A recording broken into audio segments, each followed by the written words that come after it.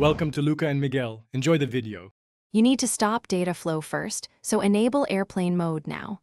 Once done, open Settings and go to your Apple ID iCloud storage to inspect backups. Make sure you identify the WhatsApp file. Next, delete the specific WhatsApp backup to remove the source that iPhone would restore from.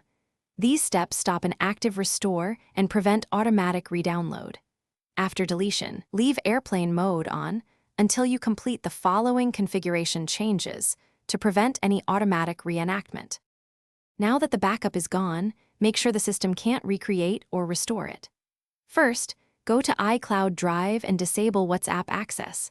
This prevents new backups from being saved.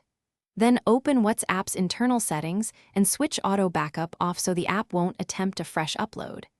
If you're dealing with a device that will still try to restore during setup, sign out of iCloud or remove the device from your account temporarily. These actions stop both creation and automatic restore attempts. Finish by rebooting the iPhone and then disabling airplane mode so normal use resumes. Make sure you recheck iCloud storage to confirm no WhatsApp backups exist and that iCloud Drive remains off for WhatsApp.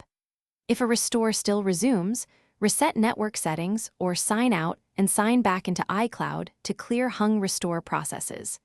As a last resort troubleshooting tip, use a different Apple ID or set up the phone as a temporary guest account to avoid automatic restores while you configure backups correctly. Thanks for watching and please subscribe. It's the best investment you'll ever make.